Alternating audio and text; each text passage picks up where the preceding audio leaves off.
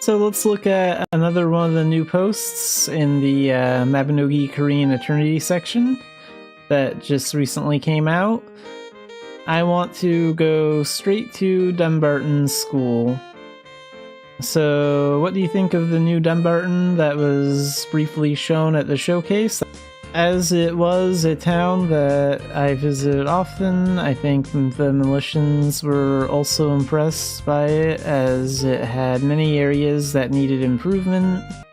Starting from the continent of Ulad, there are regions that can be visited at all times, such as the continent of Idia and Belvast, as well as regions that can only be visited during certain events.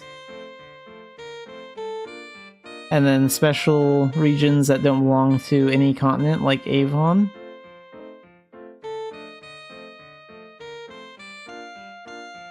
And this area is like at the end of Saga 2.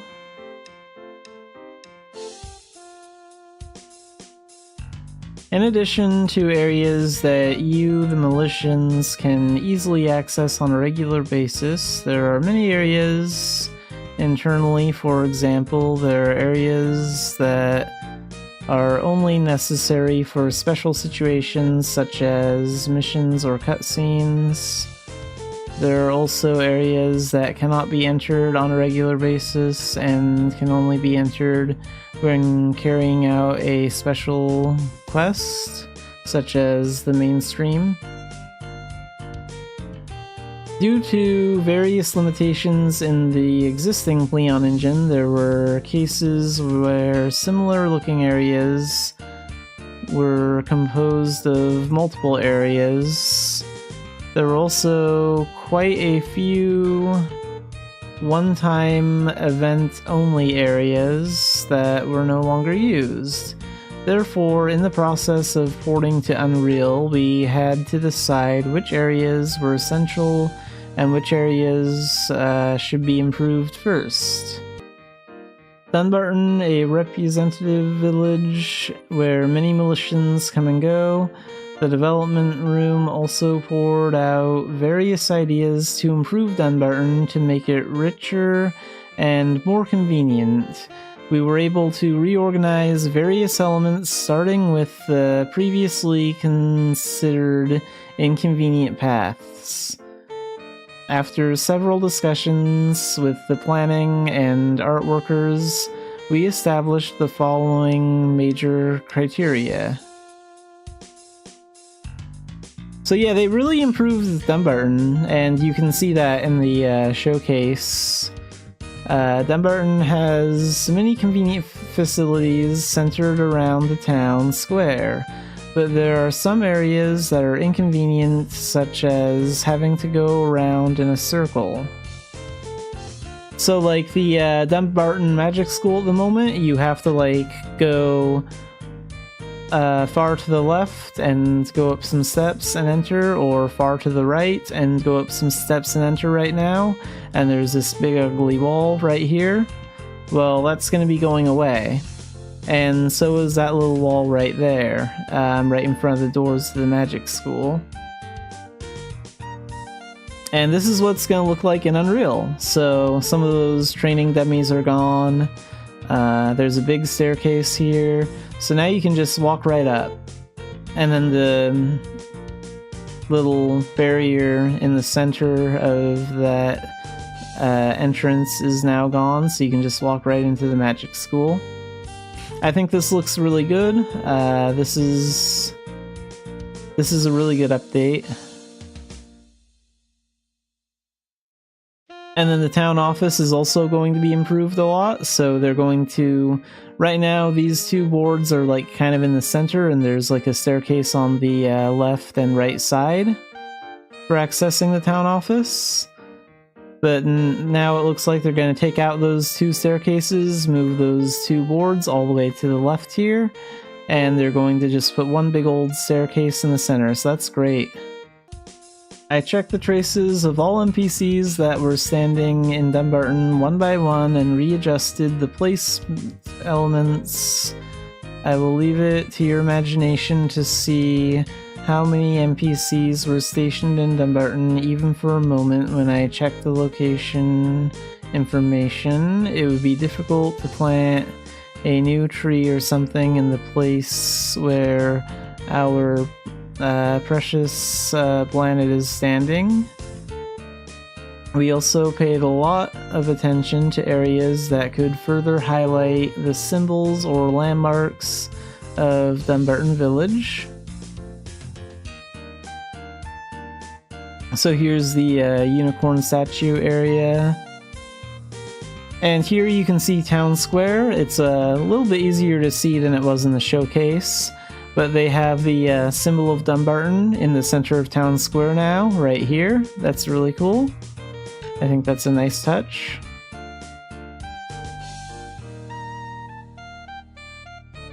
As you trade, you can see that the symbol of Dumbarton is a unicorn through the icon.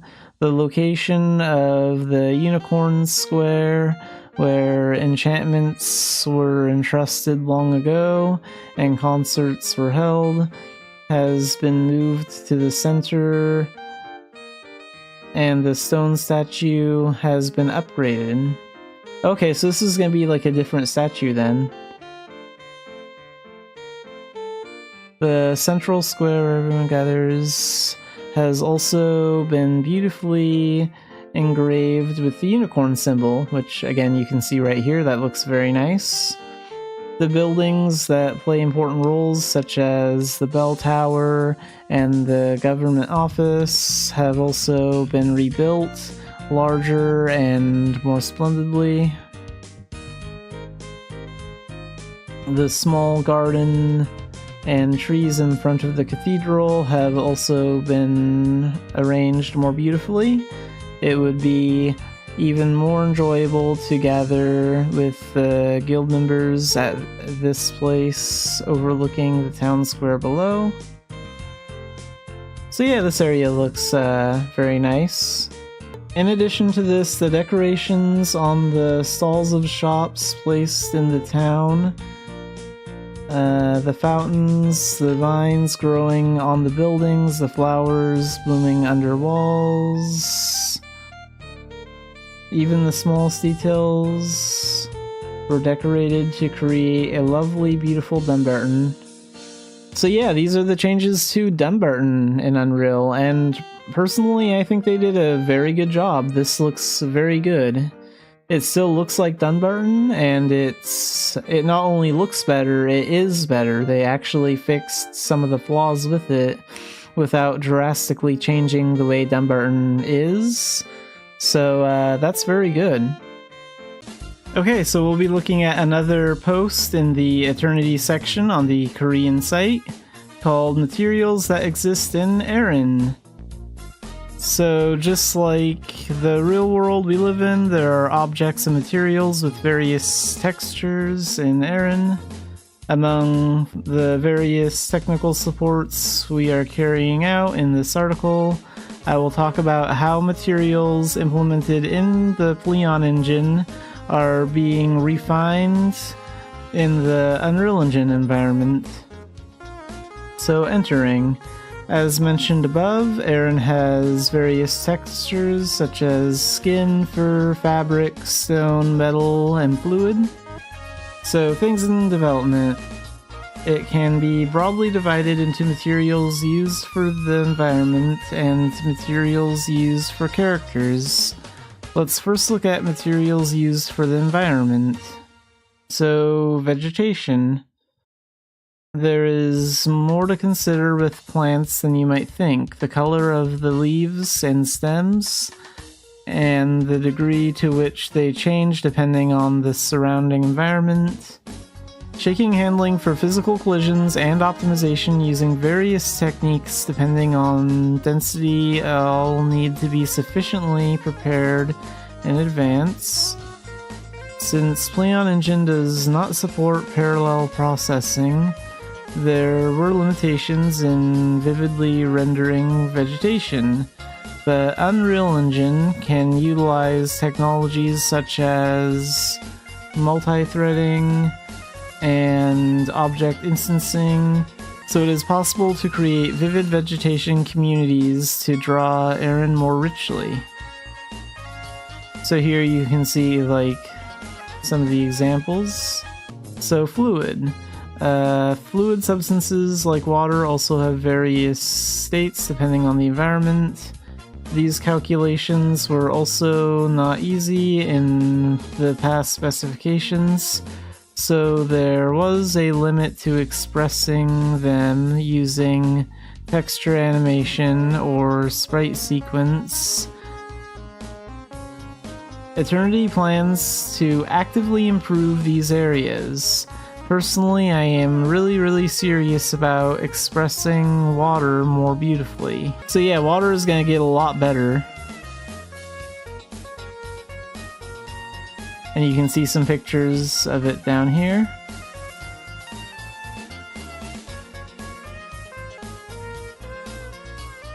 Translucent object.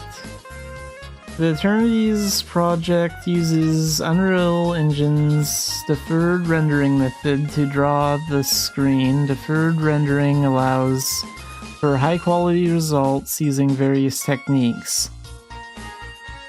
But drawing translucent or clear objects is still difficult to implement. Of course, in Pleon Engine, it was almost impossible to even try to give texture to translucent objects. But in Eternity, our TAs are struggling today to create translucent texture that suits Mabinogi by mixing real-world reflection characteristics with NPR expressions. So here you can see some translucent bubbles here by the Dumbarton Bank. So dyeing. In Pleon Engine we used a unique parameter called illumination color that only exists in 3D's Max, a 3D authoring tool for dyeing things.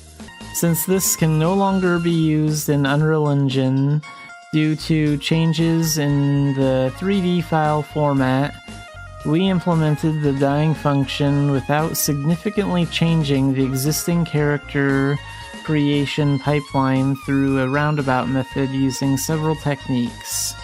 So here you can see like a picture of some wings. And these are like ribbon wings.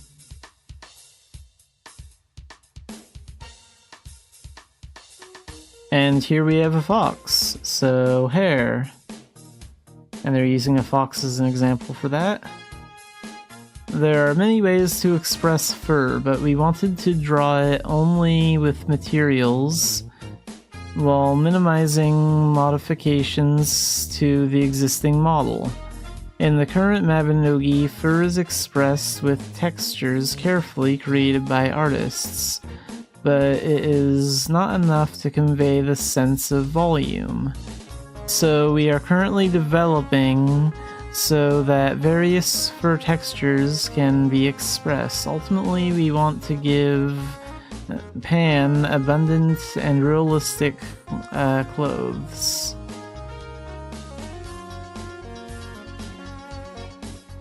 And here you can see like what the fox looks like, with more realistic fur in the game. So in conclusion, I briefly introduced the main materials under development. I am trying to show you a more wonderful version of Aaron in your imagination. So yeah, this was pretty good. It's interesting to see like how they're redoing like all the textures for like plants and characters and clothing and stuff like that, because and water, because like it is a lot of work. So let's look at another post in the Korean Eternity section. So in search of our ancestors' legacy. For those of you who are waiting for Unreal development, I would like to briefly explain how the Eternity project is progressing from the concept stage. The Eternity Project is not a project to create something completely new. That's good. This is a large-scale update project that maintains the memories that Militians remember while improving quality. Yeah, I think that's a really good thing to keep in mind. A lot of players have been in Mabinogi a long time, and they don't want something completely new. They want a lot of things to stay the same, but improve. So how can we renew the existing things without damaging the emotions remembered by Militians? The first step in that process is to figure out what the current creation was made for. So this is the Fountain of Dumbarton, which every Militian has seen at least once. 20 years ago, what was the intention of our ancestors, written as ancestors and read as previous developers when they developed this fountain? So here you can see 3 images of the fountain. One big one here, and 2 smaller images here. What kind of shape were you trying to express? What is the hole behind it? The answer was found in my ancestor's original painting from 20 years ago. So here's the concept art for it 20 years ago. Also, judging from the religious symbol behind the fountain, the hairstyle, and the shape of the chair, I thought the person sitting was Limerak. That's why I worked in this direction, hoping to create a feeling of compassion. So the statue for the fountain is supposed to be the same as what you see on the stained glass church window. The picture below is the result of my efforts to breathe life into the scenery of Dumbarton while keeping the concept intention of that time alive. So yeah, this looks pretty good for the new fountain in Unreal.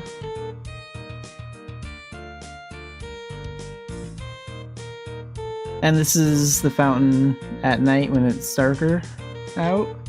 So to create a mood where you can feel the benevolence of Limerak, we place candles to add to the atmosphere of this fountain so that it can be enjoyed at night.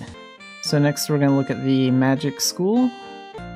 I wonder what the intention was behind those 3 long poles hanging from the roof. Did they want to hang a flag?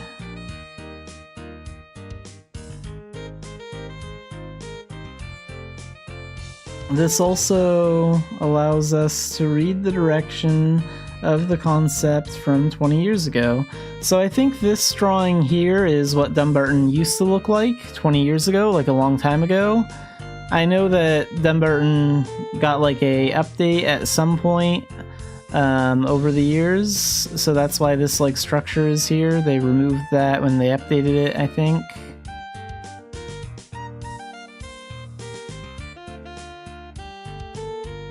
The initial concept was to include a flag, but it seems to have been removed for some reason.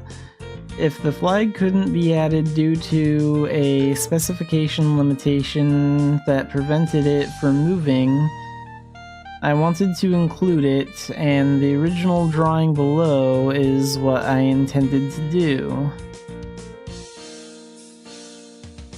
So here's a drawing of what the new magic school will look like, and it looks really good. It was a good idea to add a staircase here.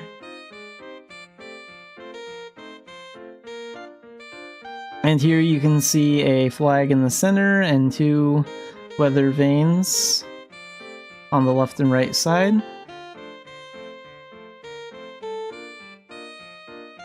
Of course, we don't just make it as is. Here's the current idea. Instead of going with 3 flags, I've mixed in a weather vane to add some fun. We also added a school bell that wasn't there before. So there's a new bell on the side. In order to resolve the inconveniences that existed while using this school, we have also improved the route to make moving around more convenient. In this way, we are trying to create things now, 20 years later, that we could not create back then. Then what about the character? It's not just the background that tries to preserve the original sensibility. Let's take the monster imp as an example. Both the left and the right are imps, since they are the same species should their appearances match to some extent. So this is like a commerce imp, and this is like just a normal imp enemy. The imp on the right came out later, so it has fewer sharp edges and looks more complete. Also, in terms of cuteness, the one on the right is cuter. Since both are the same race called imps, it would be right to renew them so that they look similar. But is it really right to break the image that the character imp has?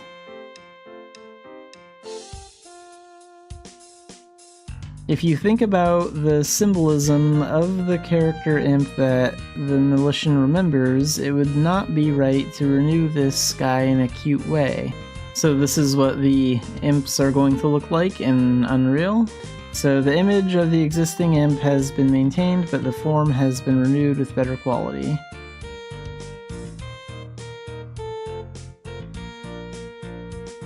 So yeah, it still looks like the same imp from the current game, just still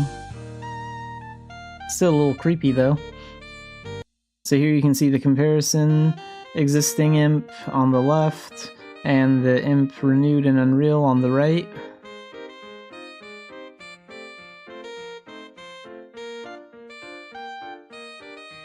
Preserving the Aran scenery that Militians loved while also adding new things to make the scenery in their memories beautiful. This is how the development of Eternity's project is progressing. So yeah, I think they have the right idea. Keep the game the same, but renew it and make it look better. Because there are a lot of players that have been playing this game for 10, 15, 20 years, and we don't want a completely new game. We want to keep the game looking the same, but better. So they definitely have the right idea. For a peaceful night in Militian, so we will be looking at another one of the Korean Eternity posts, and this one's about the new BGMs for the game, the new background music. So this time I would like to talk about the background music that was introduced at the 20th Anniversary Winter Showcase. They played the new themes for Dumbarton. First of all, please read while listening to the new BGM of Dumbarton that was first released. So they have a new BGM for Dumbarton during the day, and a new theme for Dumbarton at night. And they also added the new songs for Turconale during the daytime and during the nighttime, and for Tailton during day and night. But since they ask us to listen to the new BGM while we read about it, let's listen to the new Dumbarton theme during the day.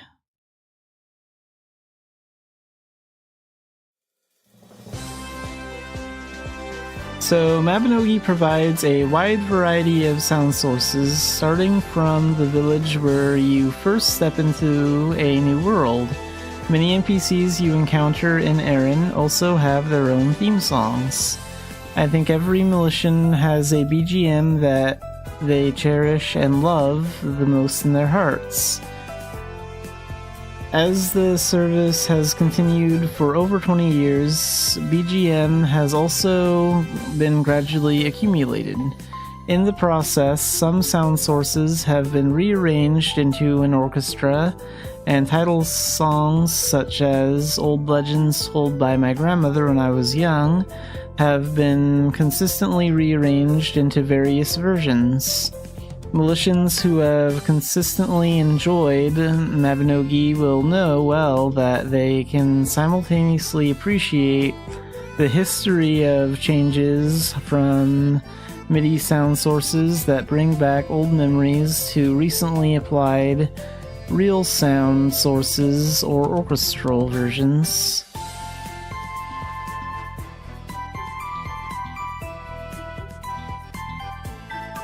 However, I started to wonder if it would really give that kind of impression to those who are new to Mabinogi. When I do mainstream, I often go back and forth between different regions. Since the BGMs that change as I move between regions are all produced at different times, I always felt that I could clearly feel the traces of time, and this always bothered me. In addition, since we are now moving to Unreal Engine, I also thought about whether there were areas where we could enhance the emotional experience.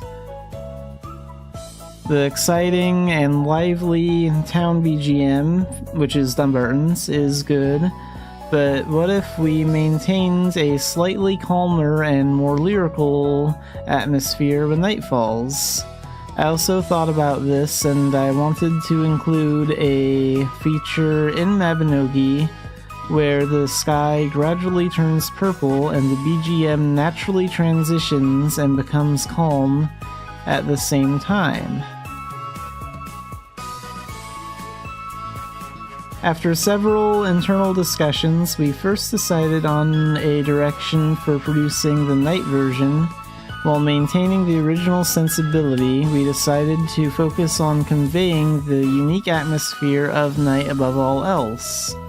If necessary, we included options such as slightly slowing down the tempo compared to the original song used for the day version, changing some of the instruments that give off a lively feeling or lowering the key. And it looks like we got through Dumbarton's day theme. Let's check out the night one too.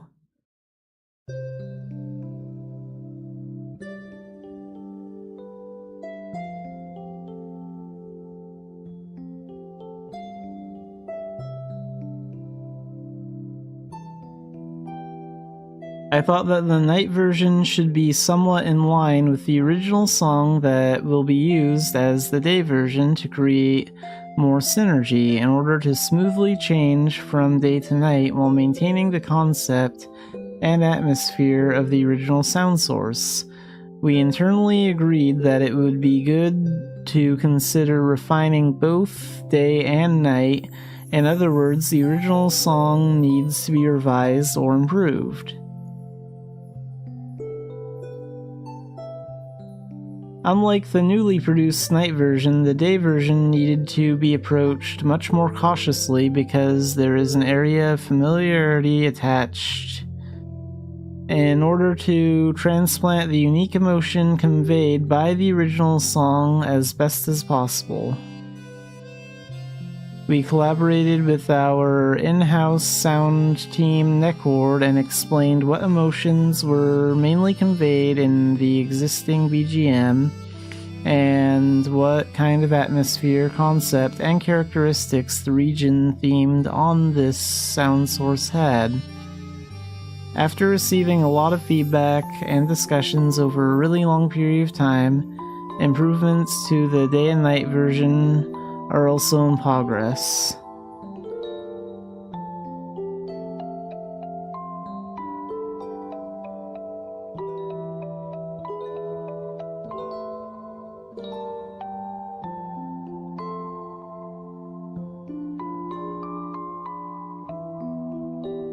We also paid attention to properly adjusting the balance and harmony between the songs while improving them simultaneously, such as making sure that the types of instruments used do not harm the concept of the town. In addition to the feature that naturally transitions BGM as time passes from day to night, We are currently reviewing other elements that can convey the unique sentiment that can only be felt in Mabinogi. So yeah, I think they did a really good job with all 6 of these tracks that are up here. So go ahead and listen to all of them, they're really good. And you can even download them if you want to.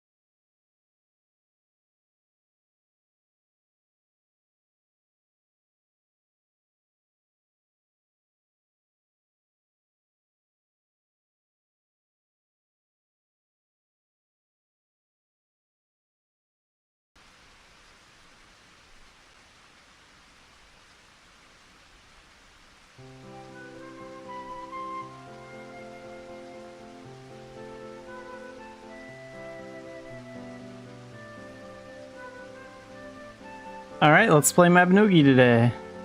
A lot of commerce. I'm gonna hit my commerce goals and get to Challenger and make 20 million ducats, preferably 30 million. Then I need to be doing a lot of commerce. Because I also want to get the damage skins. One thing I want to confirm, the damage skins are from the special shop, so those are permanent, right? Like, I don't think those are like rental damage skins or anything stupid like that, but I just want to double check.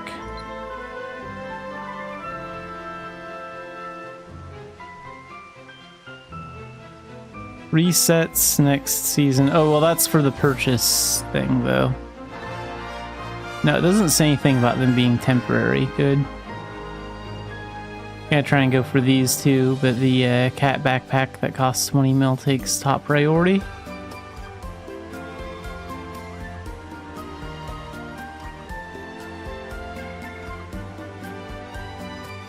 I could always get those damaged skins next season, I think, if I don't get them this time.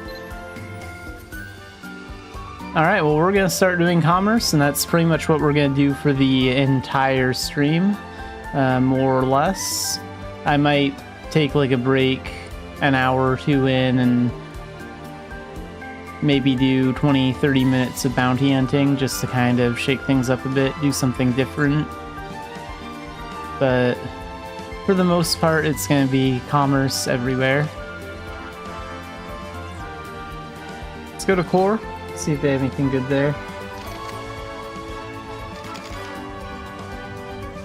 Oh, Oh, right, and I need to get my speed potions from Dumbarton. Hang on. It's also Monday. I should get some fine leather and sell that for gold. Because I can buy that with adventure seals, and it's right next to the shop where I can get my speed potions, so I really don't have any excuse to not get it. Got tons of adventure seals. Alright, let's do that too.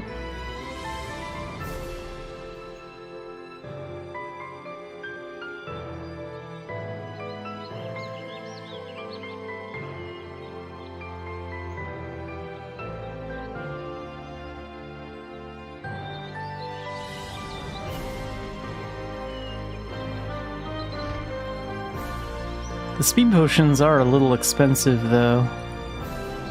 Like it's 250k a day every time I want 5 of these.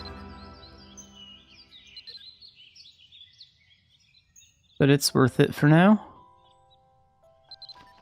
And then let's go get a stack of fine leather. Whoops, I don't know where that came from. That shield. 뭐야 이 편지는? 불쾌해.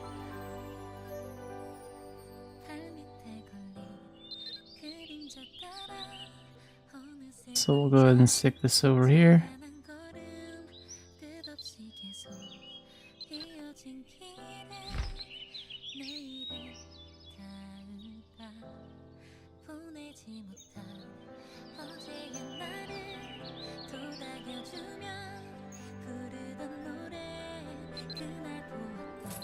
Toss anything that's expired. And then, oh, 6 speed potions. How did I end up with an extra one? I only bought 5. Wait, didn't I? Or was I wrong about the amount you can buy? No, you can only buy 5 a day. Okay. I guess I had one other one from... Yeah, it was from Friday.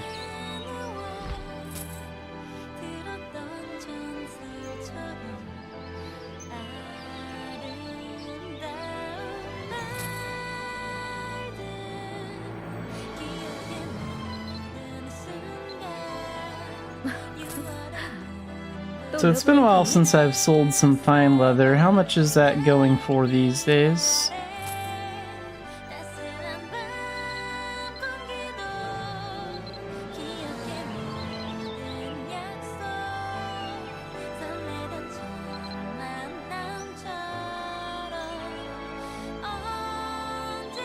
Full stack.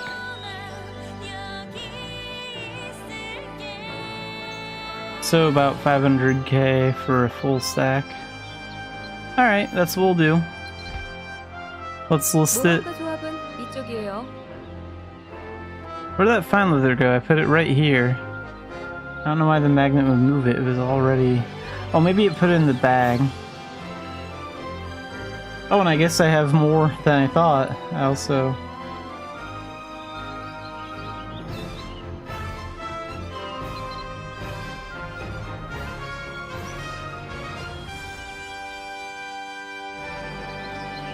So I'm going to be able to sell 3 stacks of 10, it looks like.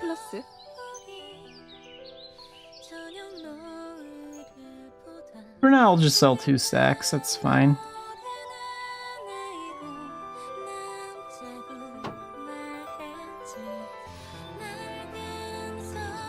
So 50k a piece, 500,000 for the full stack 10. And same thing for this one. Need to get some gold back.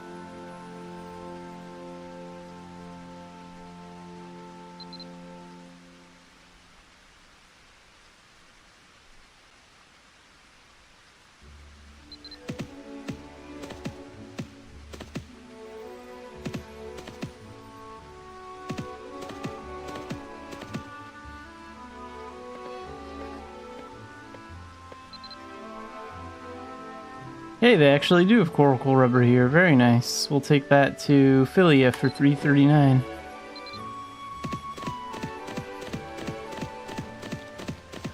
And of course, speed potions.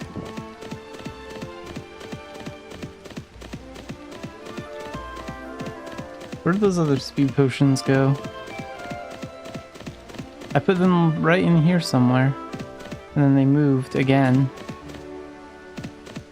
Hang on, I'll get set up on a path first and then look for them. As we'll be on the move at the same time.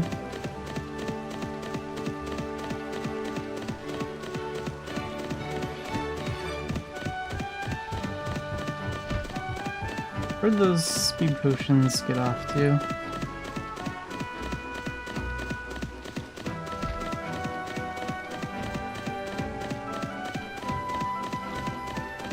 Oh, here they are. From here. Use that too.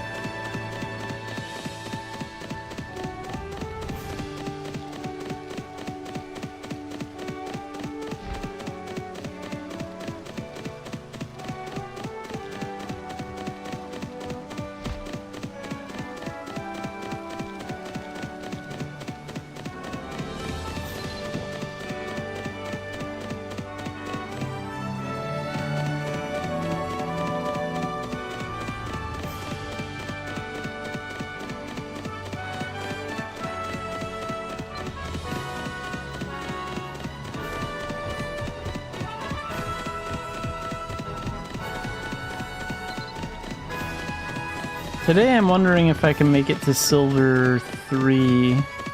We need a lot of points to do that.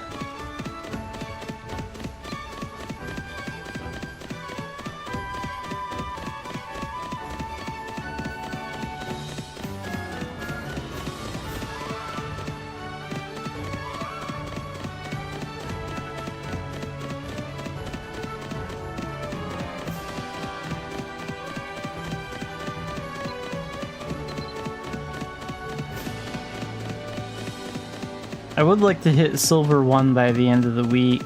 That'd be kind of nice.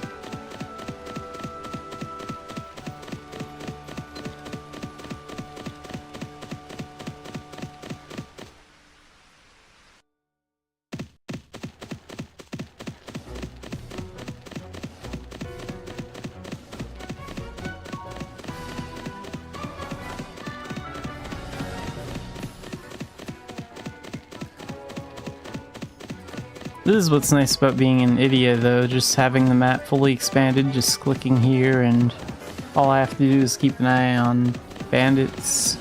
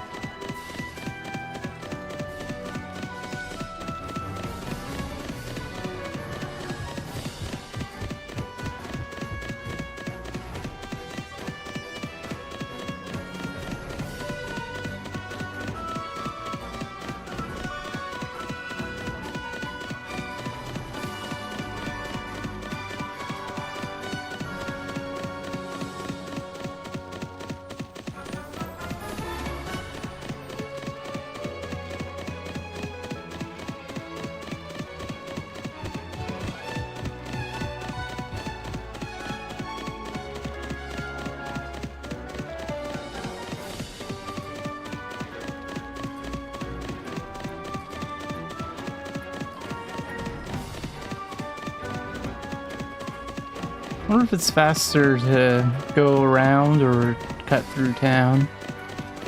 Like, I wonder if I save any time just going this way.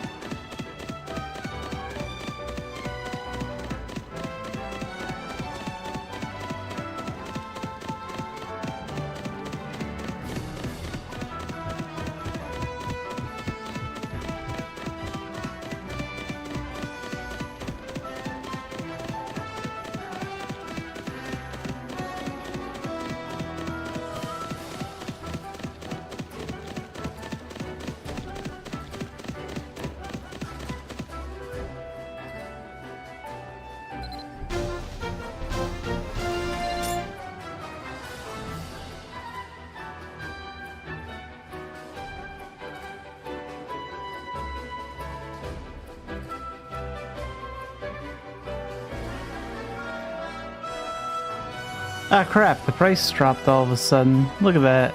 I think I just sold it and made no profit. I wasn't looking at the chart, so I pushed the button. Well, that sucks.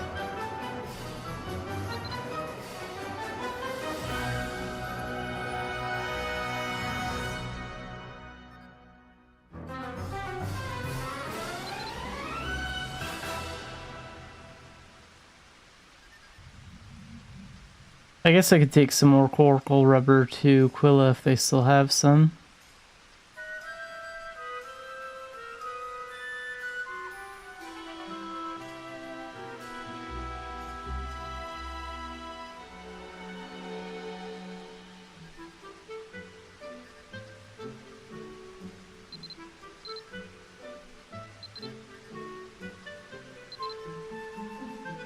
Nope, out of stock. Well, fine, we'll just get some Latera raspberries then.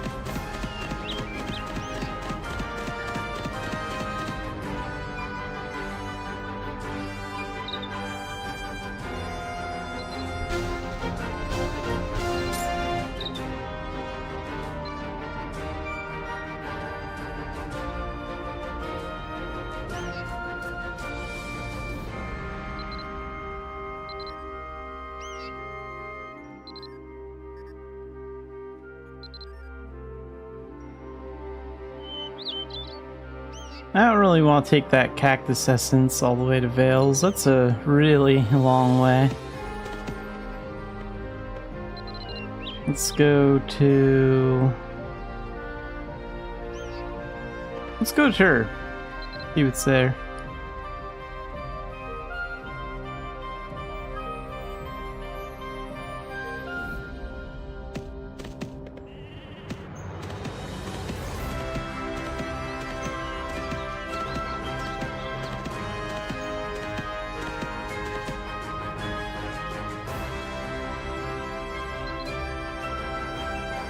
Lovely potions. So we can take those to Tara?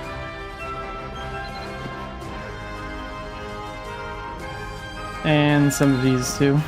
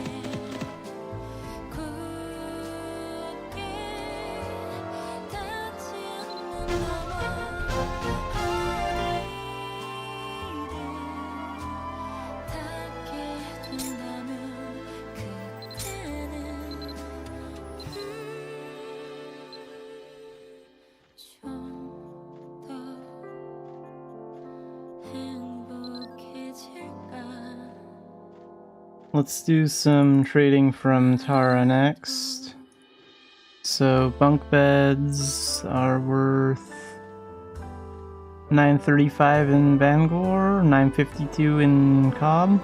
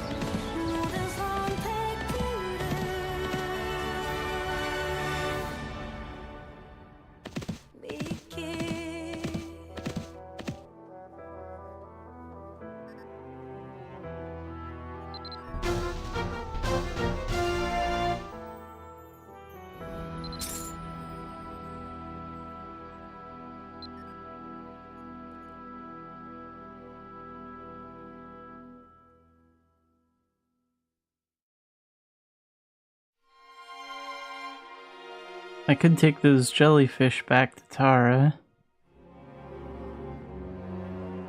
for 92.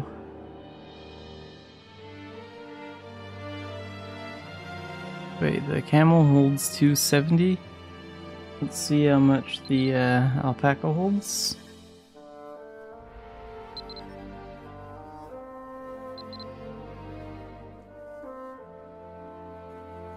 Okay, so the camel will be better if I was taking the jellyfish.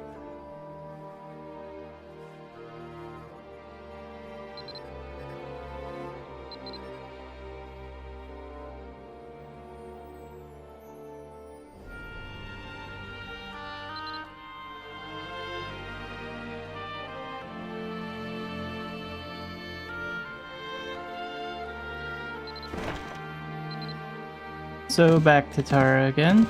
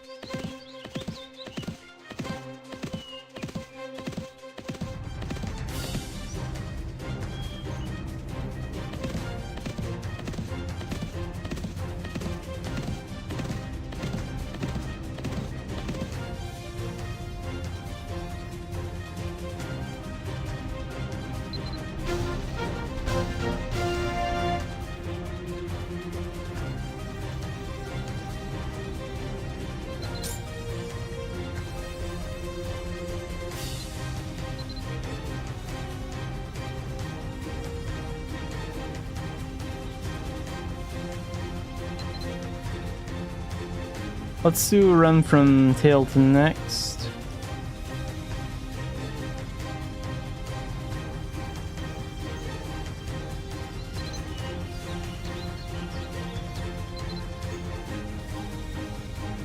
Okay, and we have some alchemy crystals. That's nice. Oh, they only have 2 left.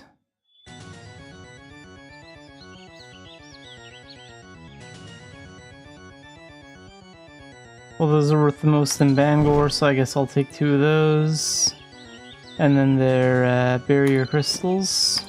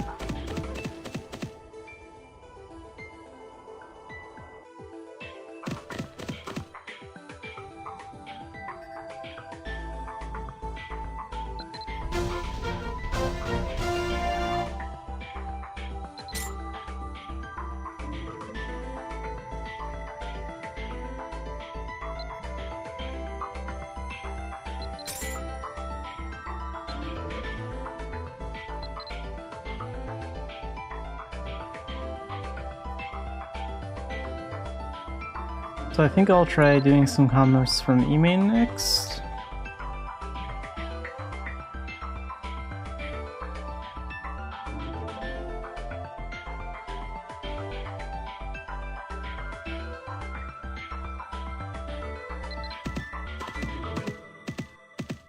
I wonder if they have any of that whole barbecue bear here.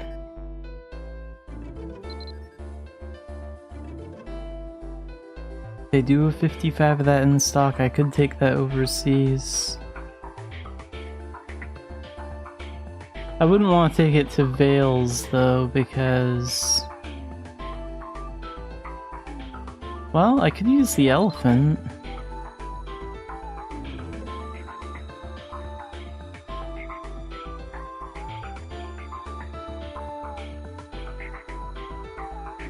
How many could I take if I use the camel? Yeah, both of them can hold the same amount.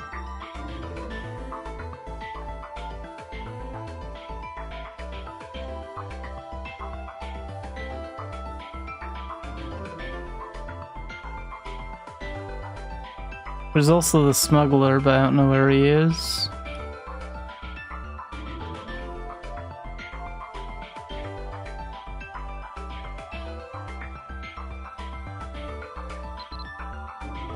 Alright, this will be one of the few times I use the elephant, but I want to use my partner as well.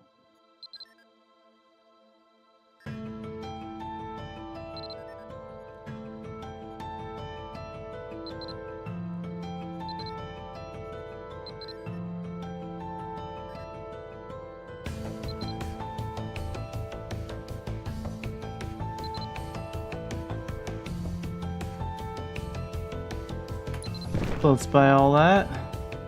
And some of the smoked wild animal as well. And we're gonna head to Vales with this.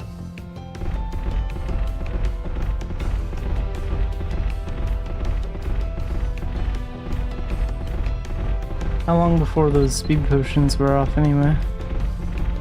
Yeah, that won't be too bad. I'll probably get to the boats with about 5 minutes to spare. Not sure how long it'll take the elephant to get there.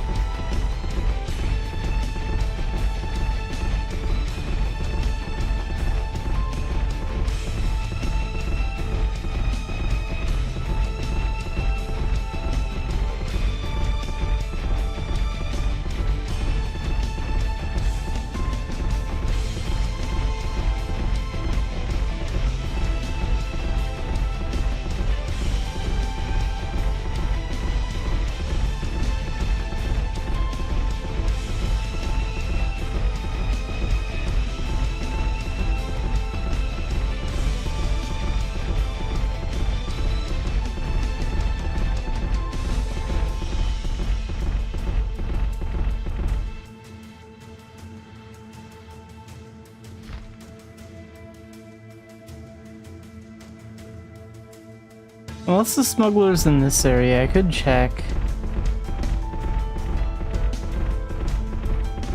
Because I know he hangs out here sometimes. I just don't know if he's, like, out here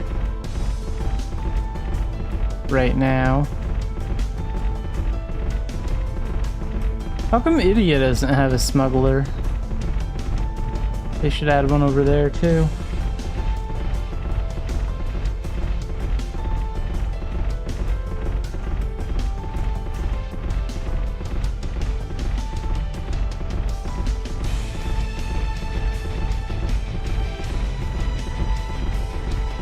I don't know if you'd show up on the NPC search.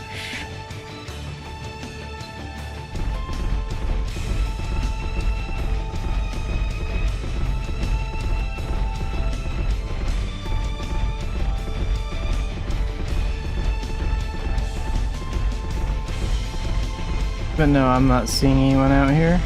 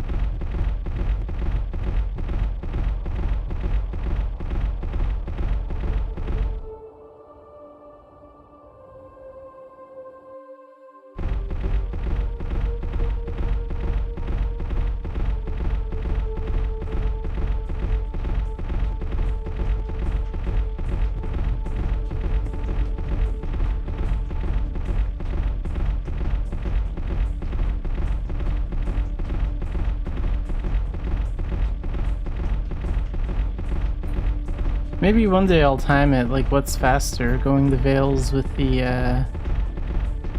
alpaca or the camel, because the camel will be faster in this area.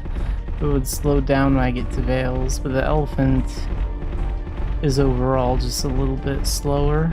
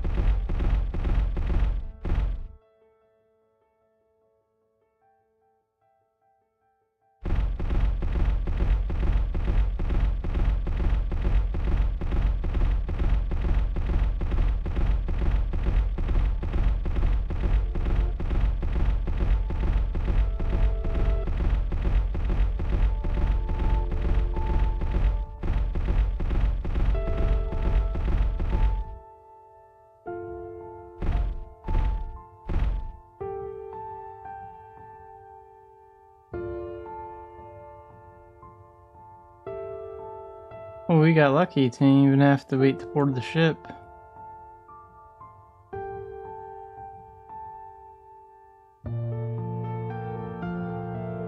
So it won't take too long to get to Port Sella.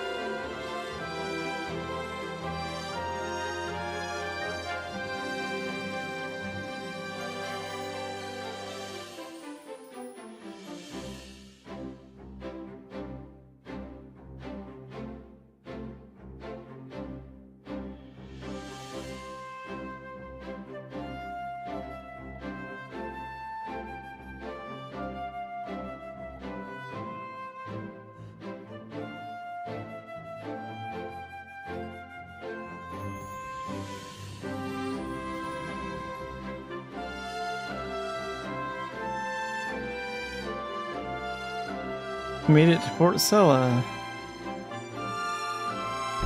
Now to Vales.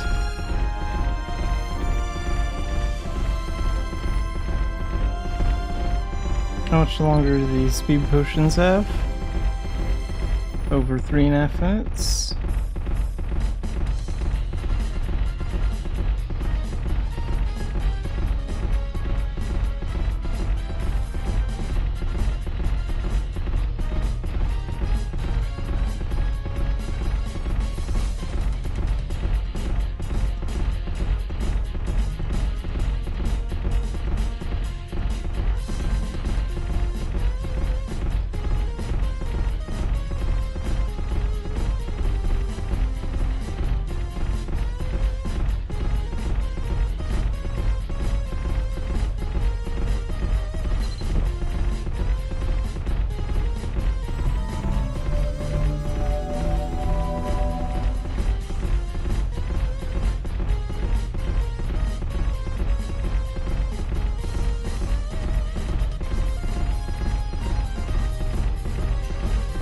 Hey John, welcome in.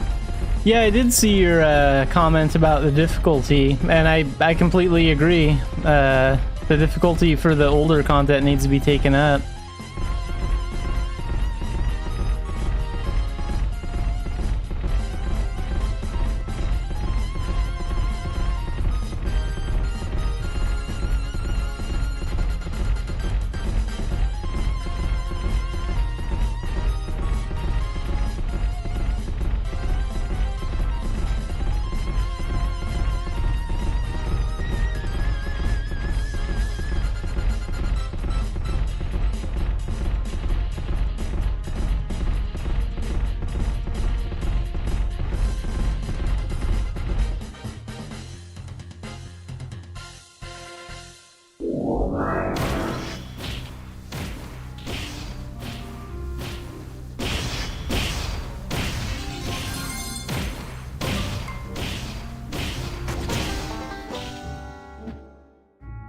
I don't know if they're going to return passes or not. I think I heard like one player say something like they will eventually return unrestricted passes.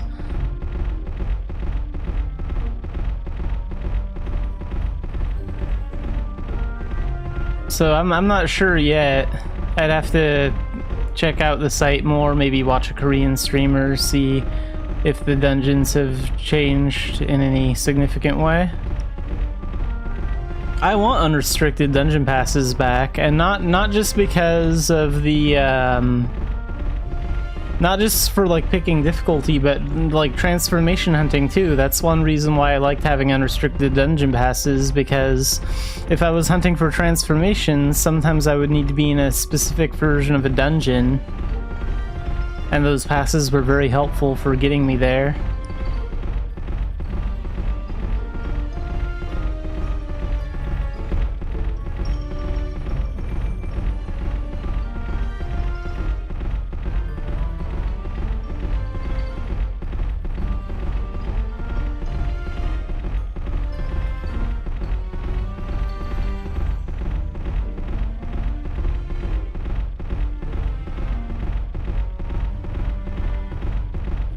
But really the problem is that once you start getting into an Arcana, like, veteran dungeons become significantly easier.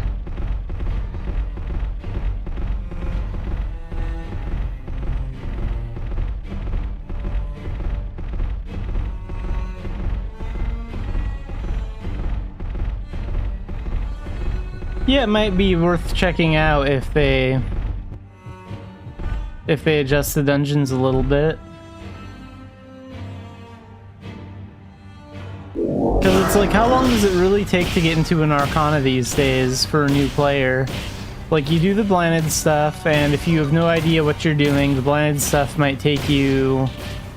It might take you maybe 2 or 3 weeks to finish the 3rd memoir. And then do some story stuff and work on the 4th memoir a bit. And by that point, you're doing the Arcana introduction quest, you're getting into Arcana, veteran dungeons aren't really a challenge. So within within a month, maybe a little over a month, you're already ready for veteran content.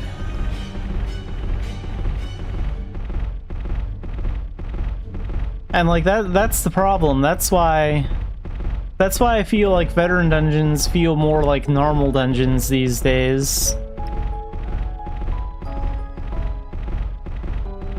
If you still want to make like the story dungeons easy for new players, that doesn't matter. Like, if the story dungeons are overly easy, who cares? That's just for story stuff.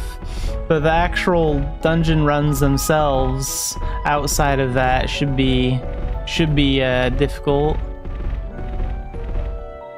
for dungeons and shadow missions.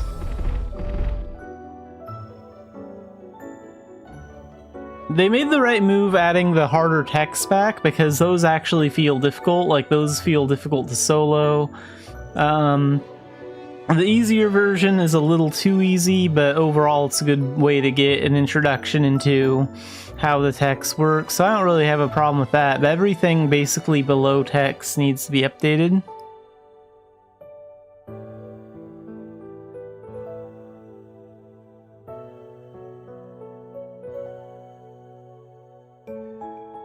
I mean, yeah, obviously the dungeons are going to change a lot just from Eternity alone. We saw that with the Albi dungeon into your Nanag.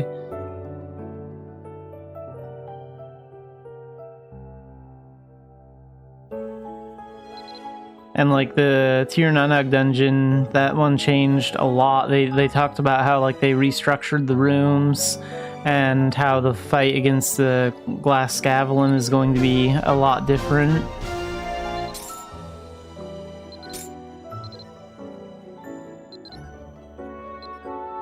But yeah, I mean, like, when they added harder text back, I tried soloing a tech mission, and I got to the end of it. I don't think I finished it, but it was really difficult to do solo. At least some parts of it were. Some parts were manageable, but overall it was something that had mechanics that would have been better to be in a party for, and enemies that were really, really strong, so I think it was good.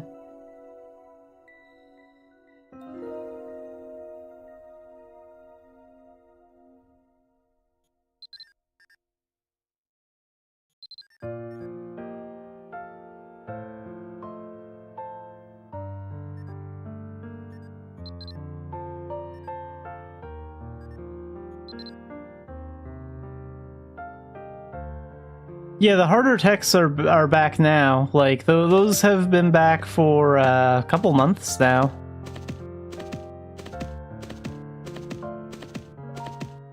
I don't know, they did it in, like, maybe somewhere between, like, March and May or something.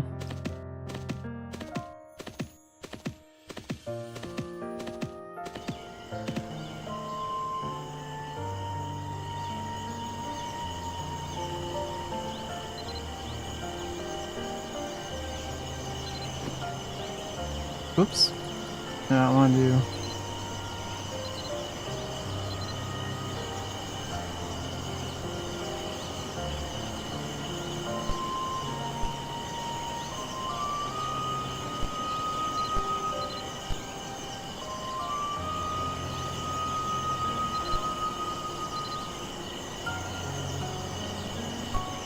There.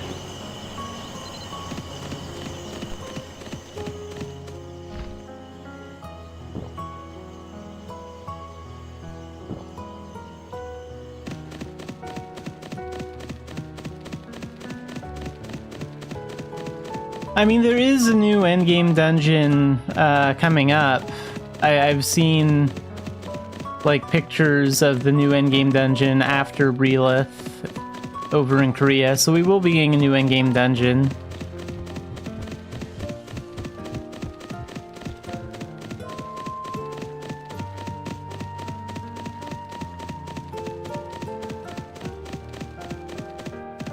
I think a lot of that can be solved just by making the current content we have a lot more difficult.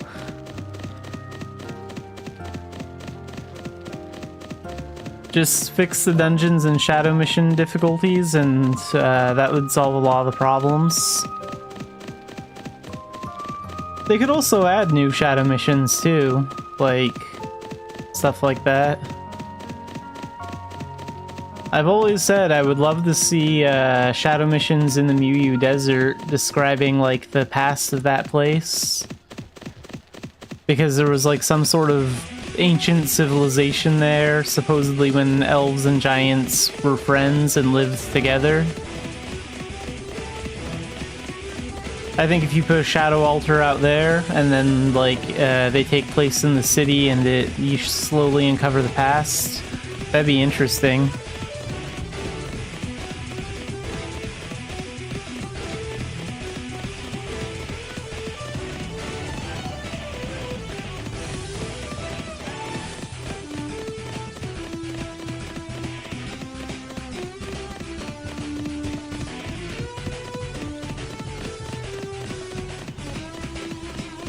It'd be kind of cool if they reworked Baltaine missions a little bit for Eternity.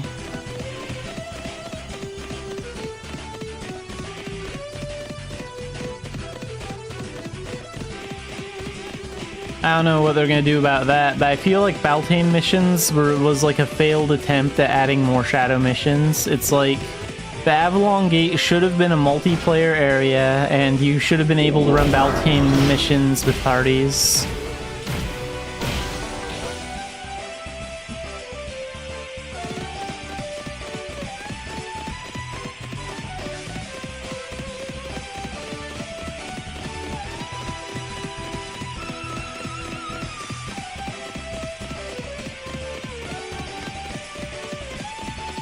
And then they tried to bring Avon missions back. They released that, what was it, that weird Chronicle mission thing about the Senmag battle and all that. I wonder if they're gonna do more of those, because I can't remember the last time I ran that. It's been in fact, I don't think I've ran that once in 2026.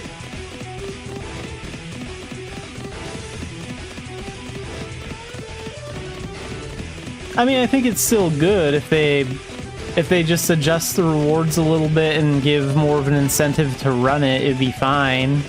Maybe adjust the difficulty a little bit and then add some new ones. The foundation of the idea was good.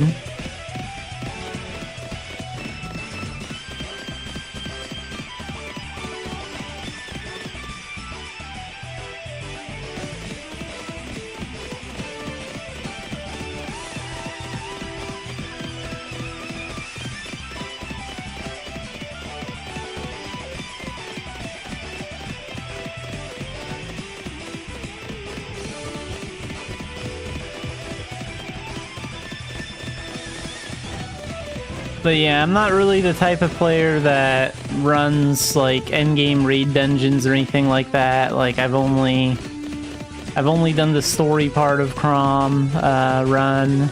I've beaten Phantasm a few times, but realistically, I just want older dungeons and shadow missions scaled up, because at the end of the day, I'm just a daily player. I run dailies and stuff and go places. That's just what I do.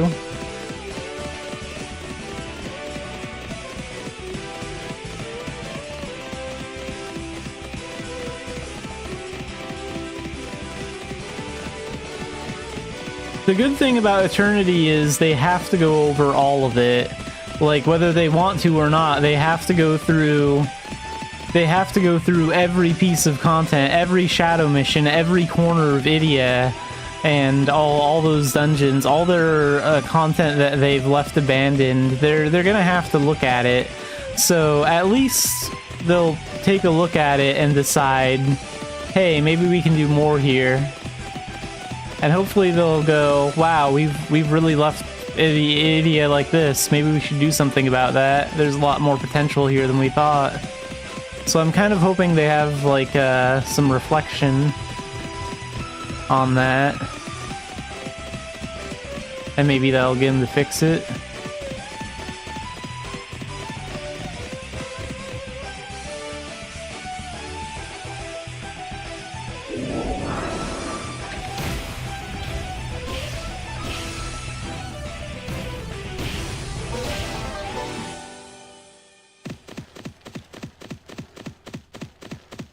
Even these bandits, like, that's why I use Dark Diviner. Like, I don't have to put any effort into taking out those bandits at all, and even if they were master level, the result would still be the same.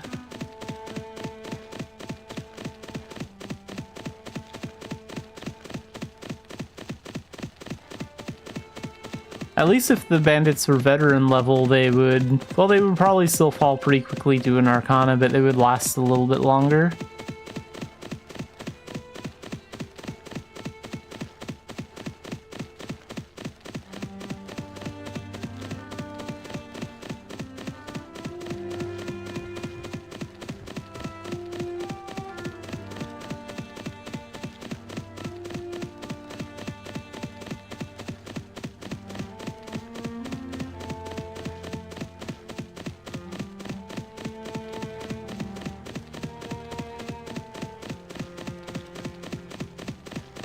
There is also a chance that monsters might be, like, smarter in Eternity, though, too. Like, they might be able to think better, use better movesets and stuff.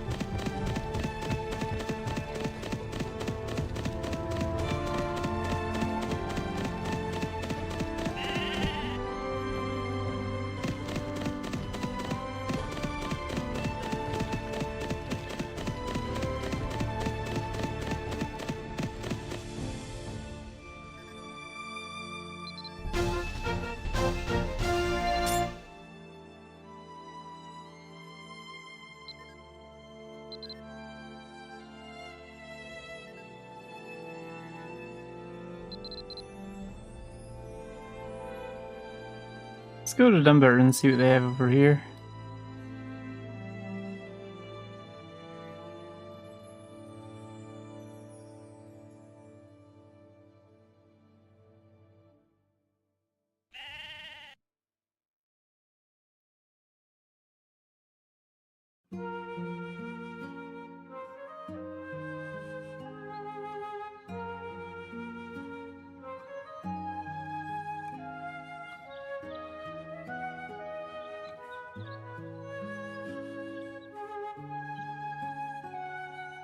I think I read some parts of, like, the New Life update, like the new materials you can gather. Some of those new materials you can use in, like, bartering and stuff. So I don't know if the New Life update makes bartering any easier or not.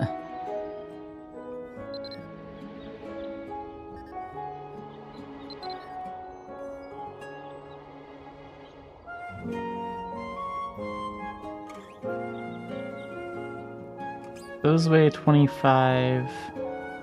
Could I carry more of them if I was using the camel?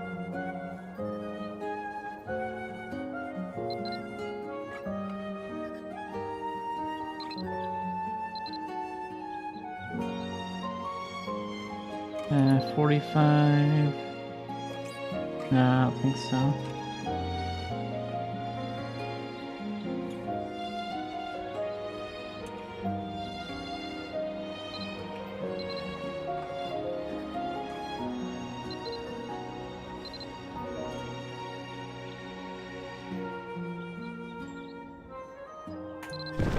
Go ahead and dash these over to core.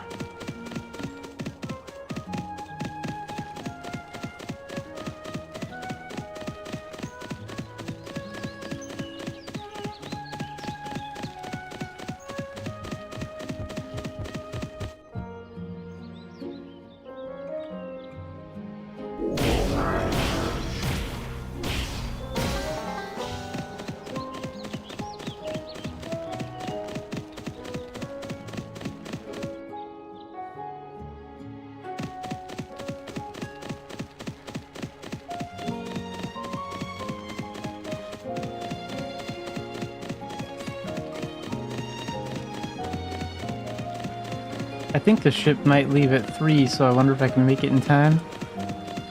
This is gonna be close. Hey, I made it. I remembered one of the times it leaves is at 3 a.m.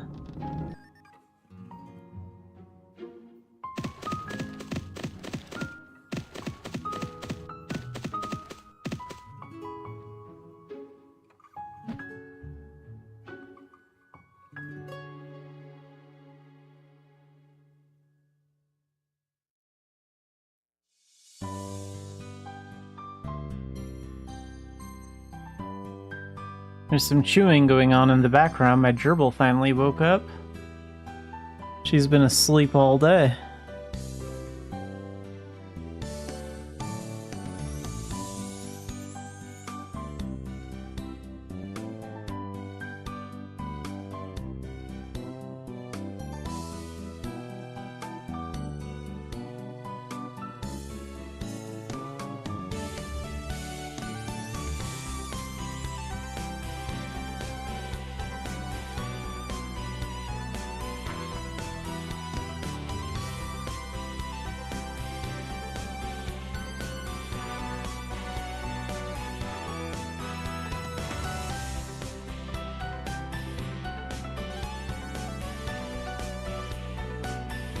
And real fast, I will be right back.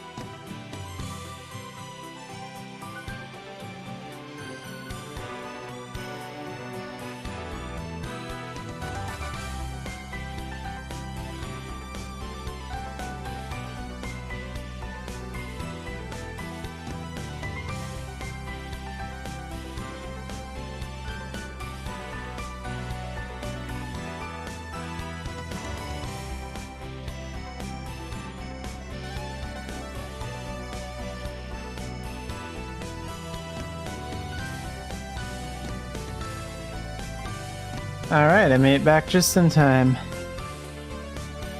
Decided to give my gerbil some shredded cheese. Just a little treat. So, that should keep her busy for a little bit.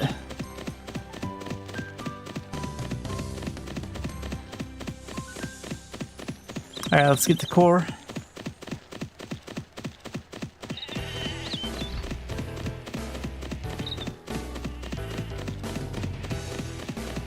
$513 in core.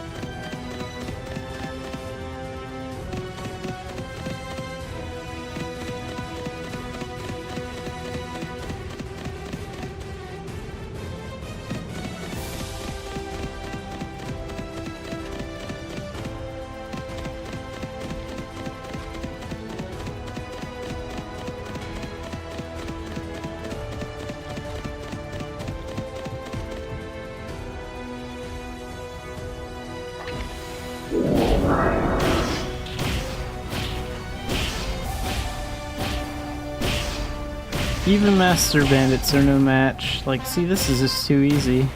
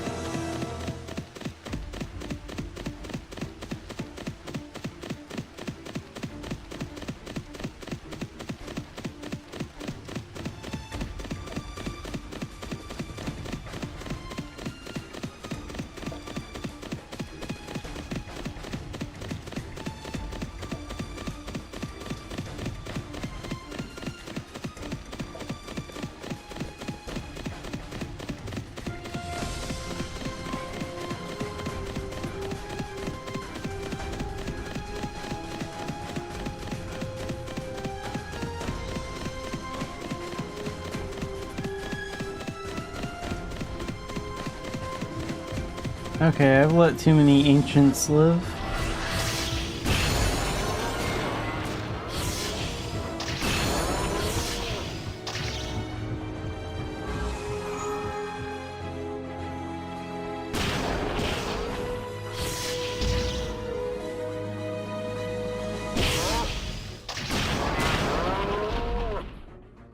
There.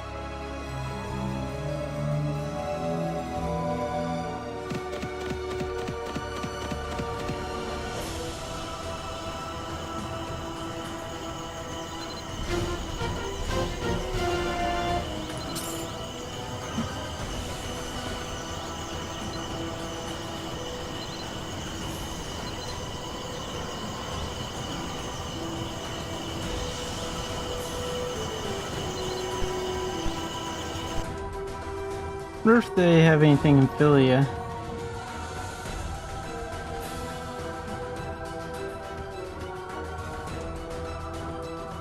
I'd have to use the camel out here.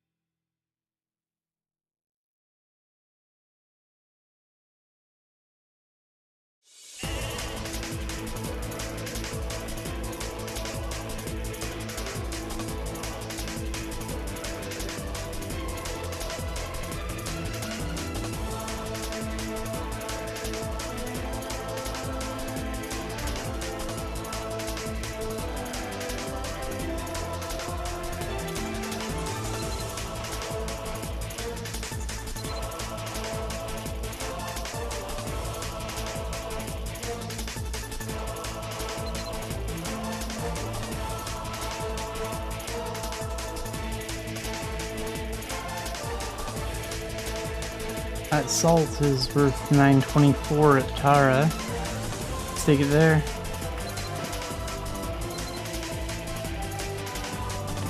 And when do these speed potions wear off? Perfect. We'll be at the port right around the time those wear off.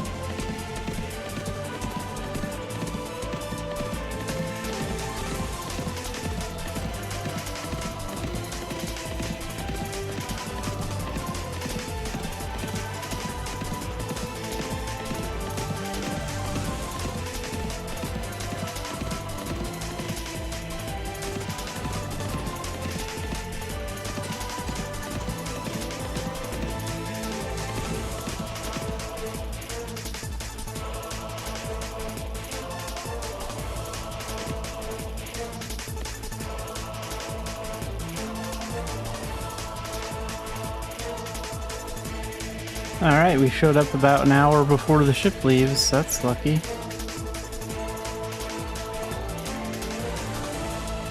Wait, where can you check the ship times out there?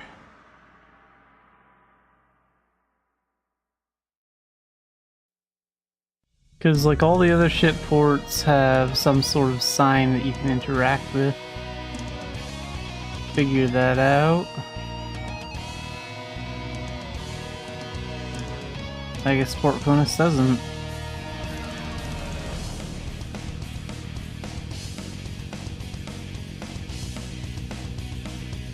Still a nice place, though.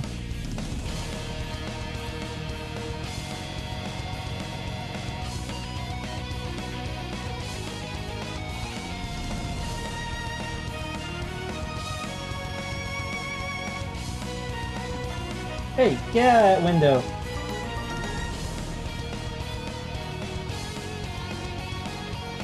Cat trying to sneak up on my gerbil.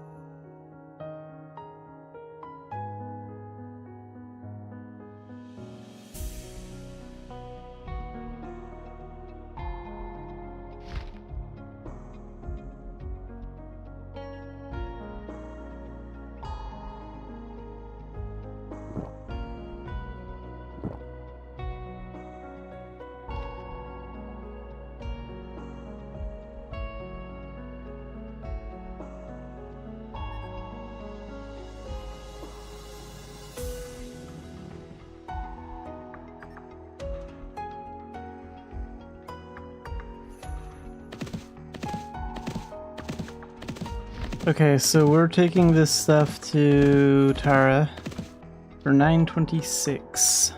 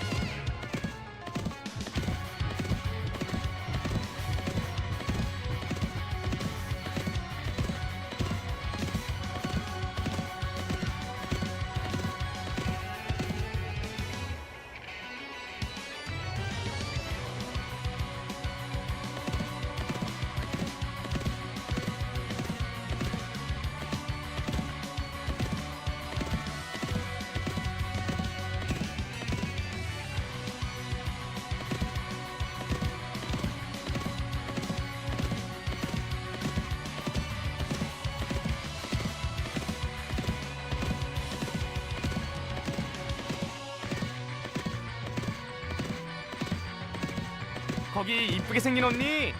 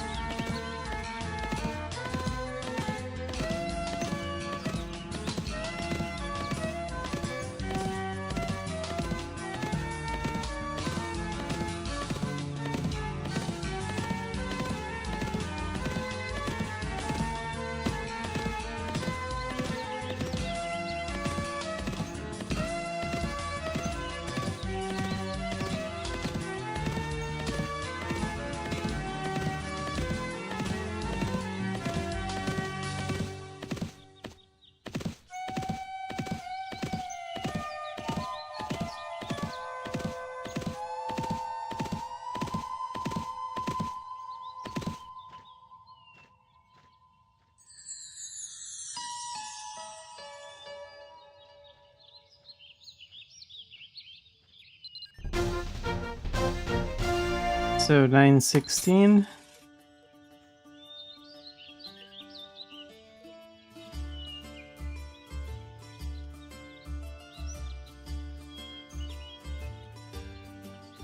$9.22 and $9.35, $9.48 in Cobb.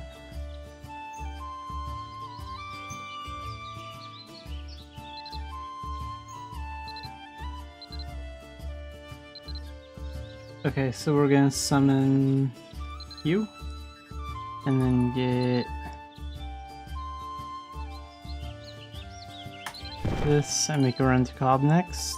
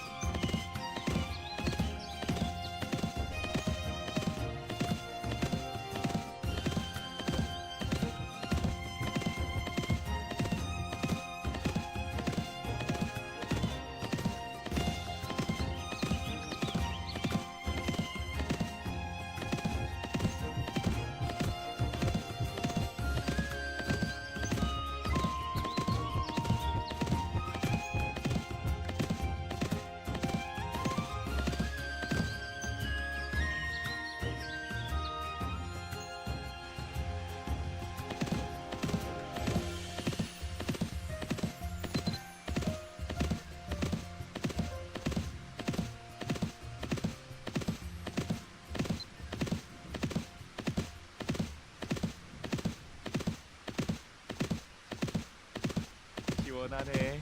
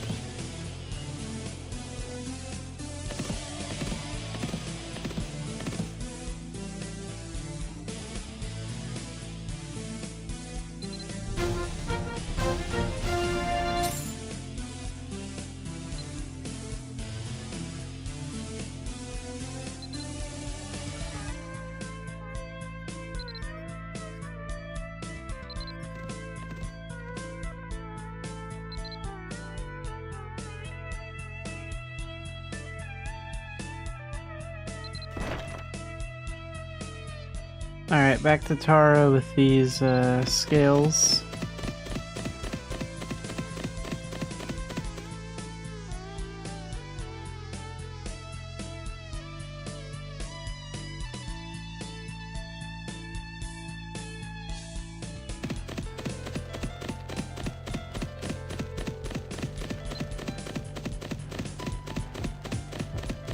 We should have about 70,000 points after we drop off these skills at Tara.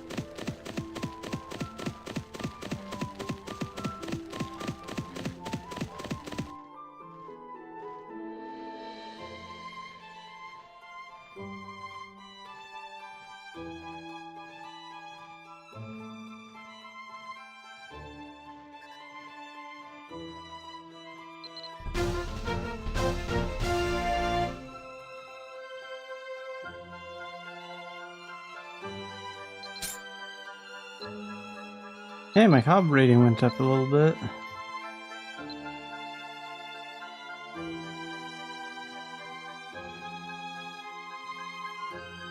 $72,000.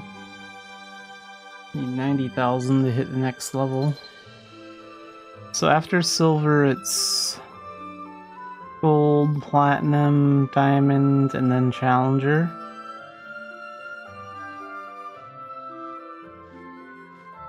So challenger is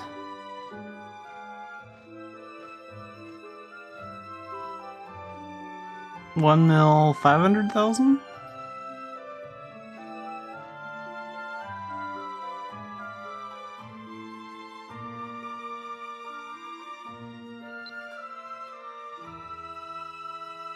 I wonder if any of that fine leather sold. I haven't really been paying attention to that. Not yet. Okay.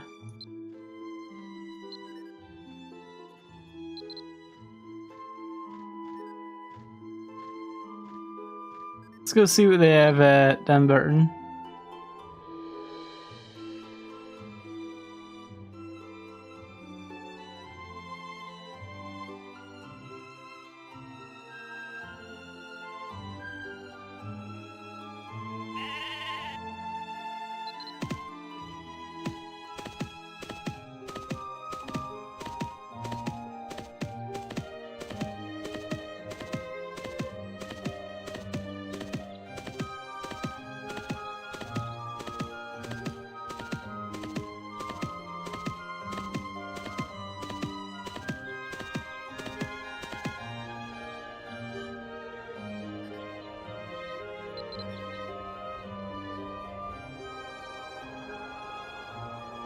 $977 at Vales. Let's take those there.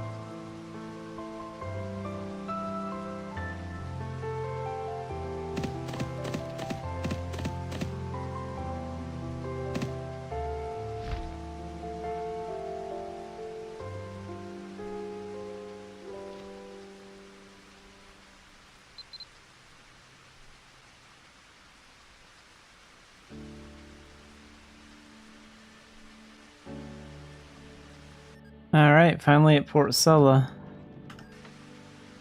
I really hope I can make it there before the prices shift. It'll be kind of annoying if the price just suddenly drops after coming out this far.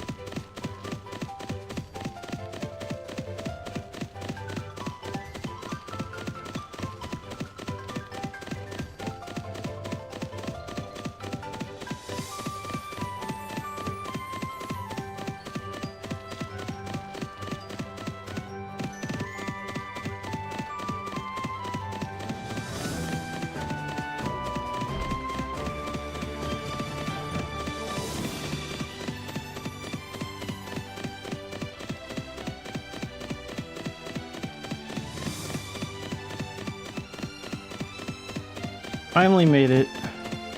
Let's go sell the stuff.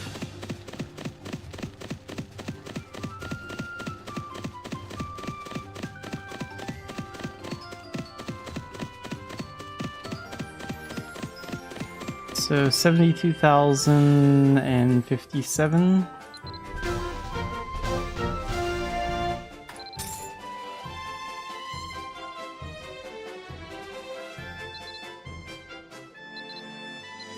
So from 72,057 to 75,000. Nice.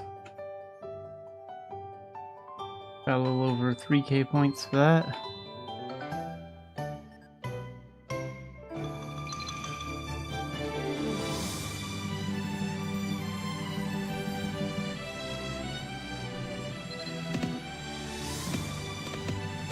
Let's see what they have over here.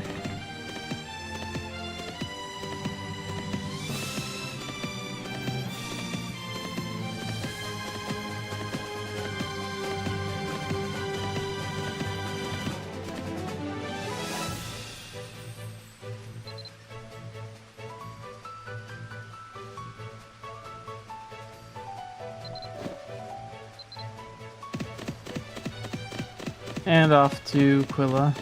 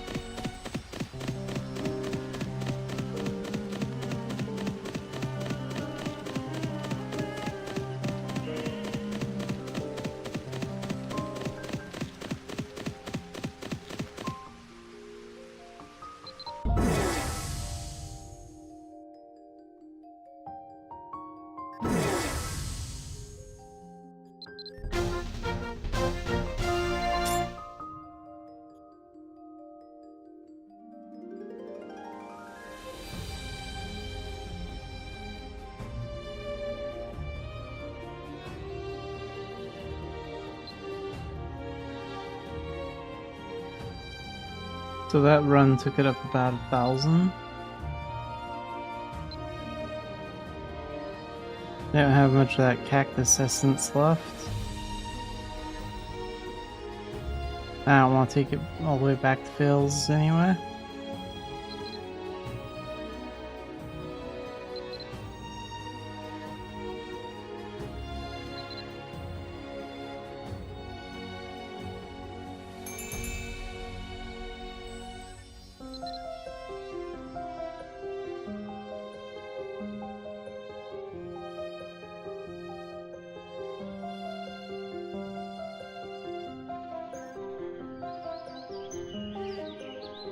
Oh, that dollbag summon expire? I think it did.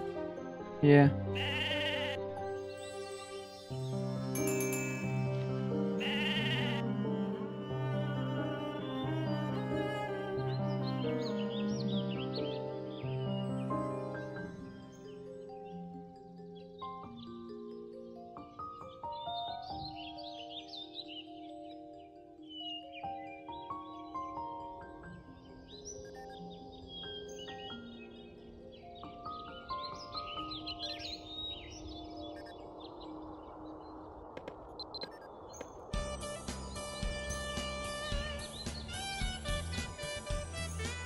Rio 3 and Tara. I guess we'll take these there.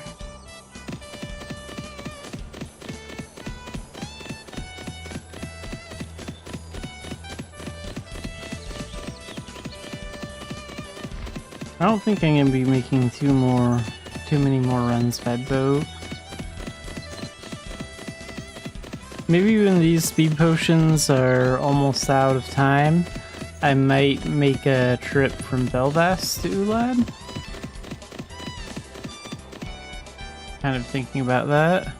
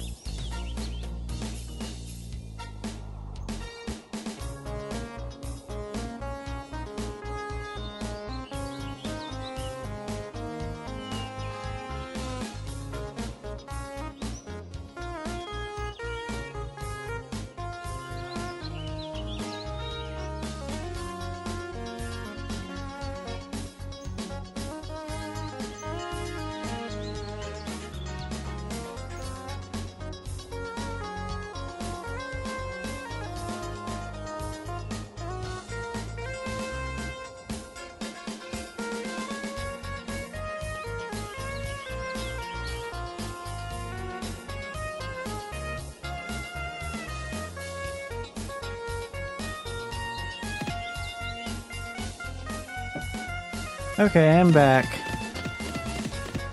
Hey, welcome in, Otaku.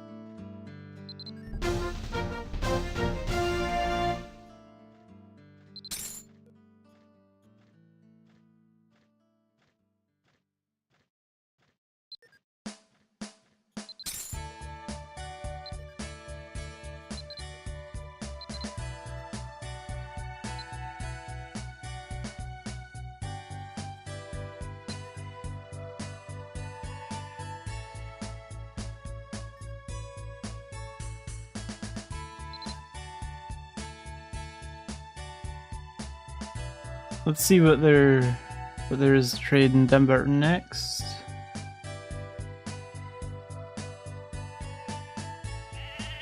Almost have 80,000 points.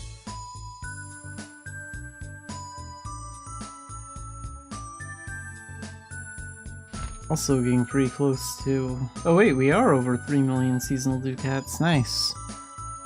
That was just under 3 mil a little bit ago.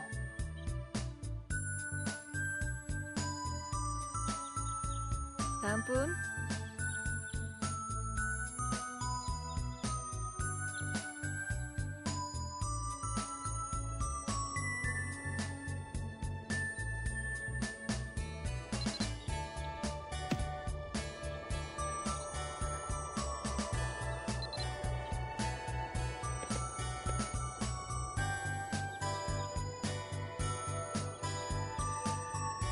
$292 in Tara?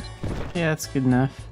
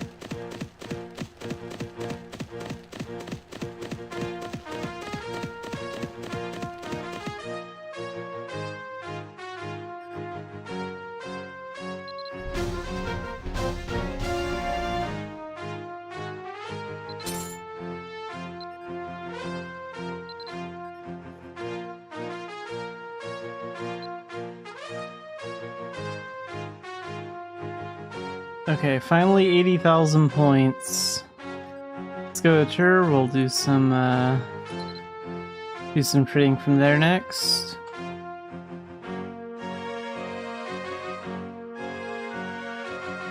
If I get 90,000, I go up to the next rank.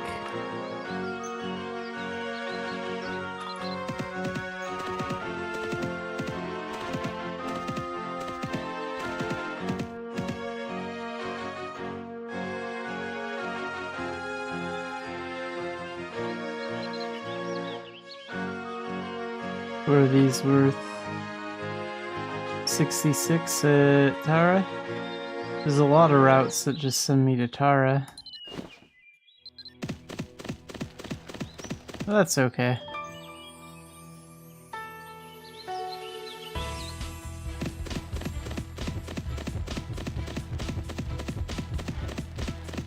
I'm thinking maybe I can get 2 or 3 runs done before the speed potion wears off, and then I could do another run from Belvast. That would push me most of the way. Most of the way there.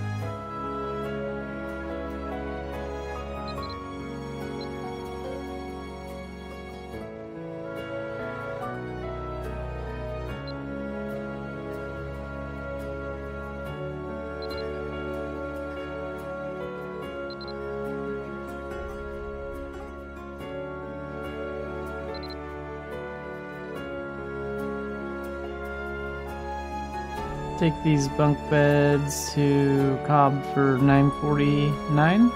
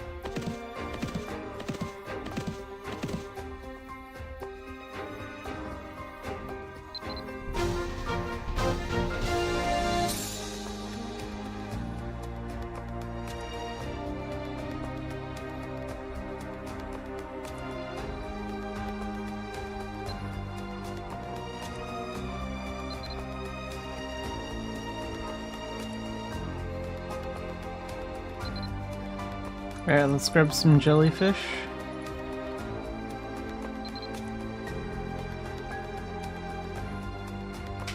And take these to Tara. Oh, wait a minute. That can't be right? Gotta have room for more. Oh, wait, no, the weight's maxed out. Okay.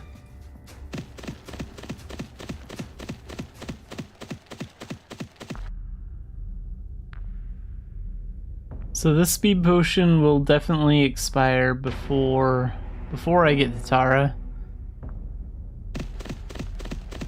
Probably when I enter South Tailton.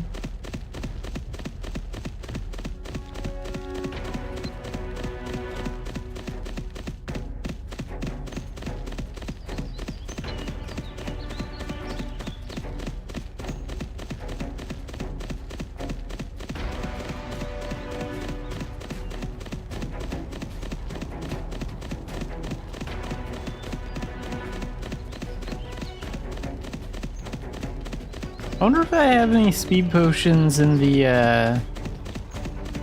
in like the cash point shop thing. Can I check that one doing commerce? I have no idea. I'll find a spot where I can auto route for a second and check.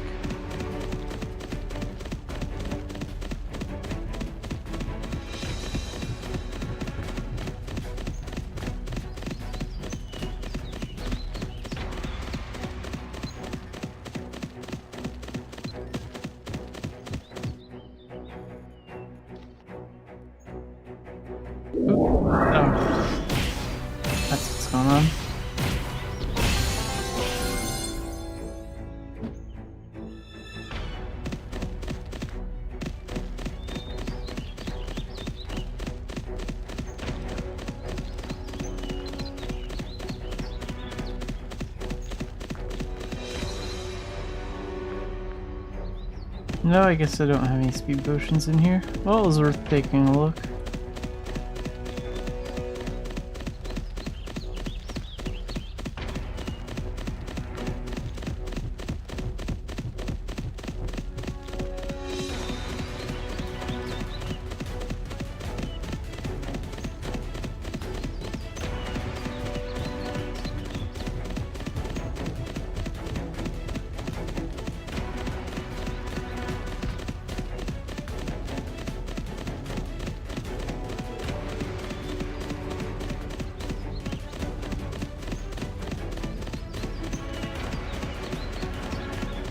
Yep, my prediction was right. The speed potion's gonna wear off shortly after I enter South Tailton.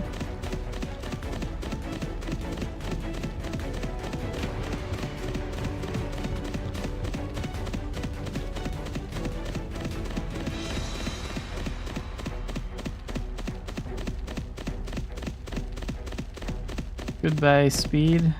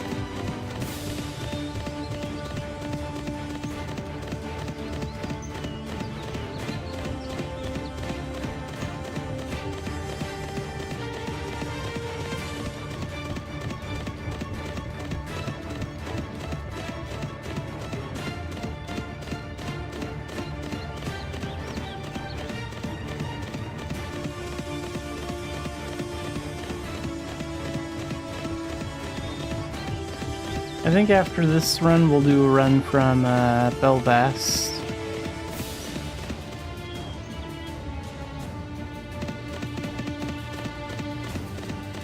From Belfast to Ulan. Like, probably from Belfast to Tara.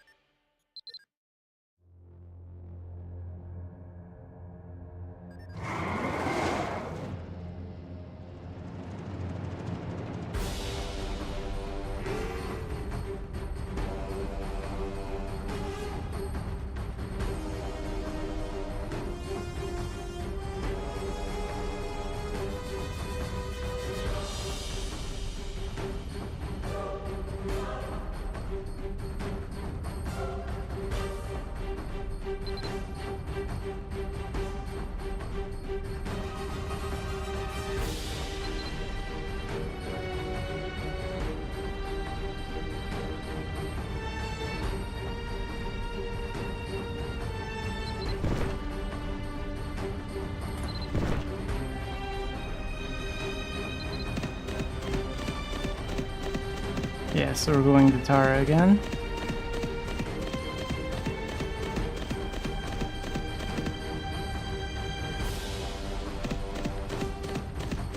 Oh good, got on the ship at good time.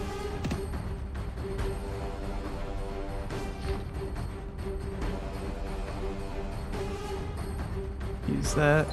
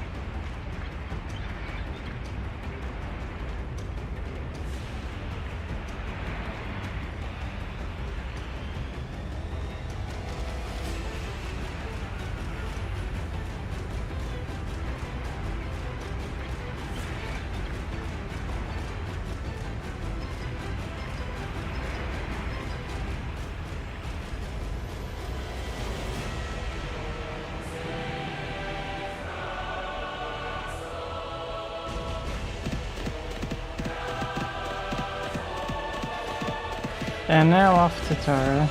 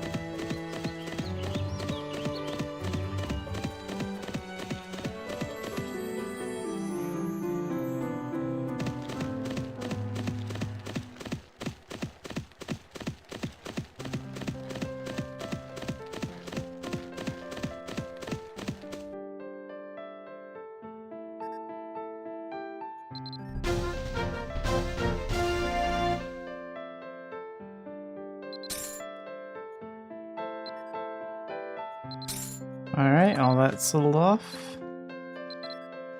And what's the rank? 85,601.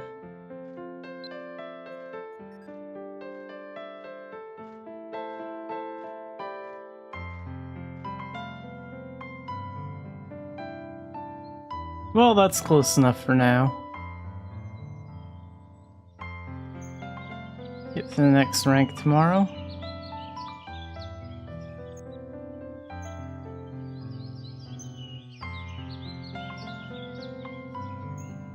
So I think we'll wrap things up right around here for today, and we will continue working on the commerce rank tomorrow. So we're going to get to rank Silver 3 tomorrow, and then part of the way to Silver 2. So I'll probably be Silver 2 on maybe Wednesday or Thursday, and then maybe Silver 1 by Friday or early next week.